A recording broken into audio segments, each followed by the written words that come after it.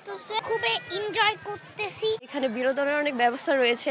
মুসলিম ধর্মাবলম্বীদের দুইটি উৎসবের মধ্যে দ্বিতীয় যে উৎসবটি রয়েছে সবচেয়ে বৃহৎ, সেটি হচ্ছে ঈদুল আজহা। আর এই ঈদুল আজহায় আমরা দেখেছি যে এই ঈদ উদযাপনকে ঘিরে কিন্তু পঞ্চগড়ের যে সকল বিনোদন কেন্দ্র রয়েছে সেগুলো কিন্তু দর্শনার্থীদের উপচে পড়া ভিড়। পার্কে কিন্তু তাদের শিশু সন্তান সহ সব ধরনের মানুষকে নিয়ে এখানে কিন্তু উপস্থিত হচ্ছেন। আমি বলে রাখি যে পঞ্চগড় জেলা প্রশাসনের উদ্যোগে এই যে মিরগড় এলাকায় এই 5 একর জমির উপর ইকো পার্কটি গড়ে উঠেছে। এখানে সময় ভুতুরে পরিবেশ বিরাজ করলেও কিন্তু এখন সব বয়সী মানুষের পদচারণায় কিন্তু এই জায়গাটি মুখরিত হয়ে উঠেছে। আমি বলে রাখি যে এখানে শিশুদের থেকে শুরু করে সব বয়সী মানুষের জন্য বিনোদনের ব্যবস্থা করা হয়েছে। খুবই ভালো লাগতেছে, আমরা অনেকগুলো রাইডে উঠছি, অনেক এনজয় করছি। মা বাবার ভাইয়াদের সাথে আসছি, অনেক জিনিস ট্রাই করছি।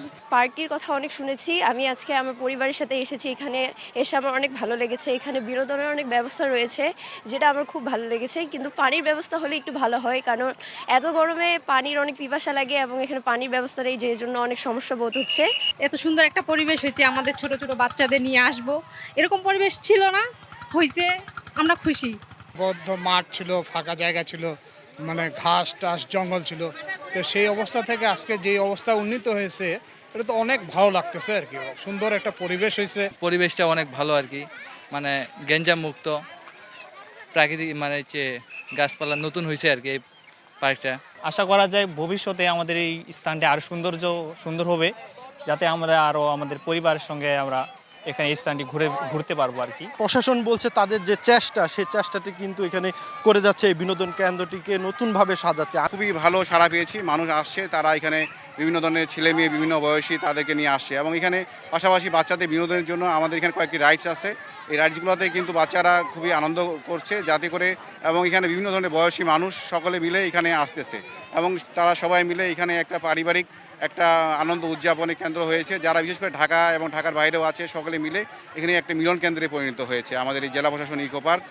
এখানে ইতিমধ্যে 5 একর জায়গার উপর এটুকু করা হয়েছে। বাকি জায়গার উপর আরও বিভিন্ন প্রকল্প বাস্তবায়নের জন্য ইতিমধ্যে সরকারের বিভিন্ন দপ্তরে পত্র দেওয়া হয়েছে। নিরাপত্তার জন্য আমাদেরকে পুলিশ সহায়তা করছে, তাছাড়া গ্রাম পুলিশ এখানে দায়িত্ব পালন করছে এবং পার্কের পক্ষ হতে স্বেচ্ছাসেবী একটা দল সার্বক্ষণিক কাজ করছে যেন নিরাপত্তার কোনো বিঘ্ন না ঘটে। পরিবার থেকে শুরু করে সব ধরনের মানুষ কিন্তু এখানে তাদের উৎসব বা এই পবিত্র ঈদুল আজহার যে ছুটির সময়ে যে বিনোদনের বা পরিবারকে সময় দেওয়ার সময়টি রয়েছে, সেই সময়টি কিন্তু এখানে উদযাপন করছে। পার্কটিতে এখনও পরিপূর্ণভাবে সব ধরনের ব্যবস্থা গ্রহণ করা না হলেও জেলা প্রশাসন কিন্তু তাদের যে সকল কার্যক্রম রয়েছে সেটা করে যাচ্ছে। আর এখানকার যারা কমিটির যারা ম্যানেজমেন্টে রয়েছে তারা বলছেন যে এখানে দর্শনার্থীদের নিরাপত্তার পাশাপাশি যে সকল ব্যবস্থা গ্রহণ করা দরকার সেগুলো কিন্তু তারা পুলিশ প্রশাসন বা স্থানীয় আইন শৃঙ্খলা বাহিনী বা গ্রাম পুলিশের মাধ্যমে কিন্তু তারা গ্রহণ করেছে।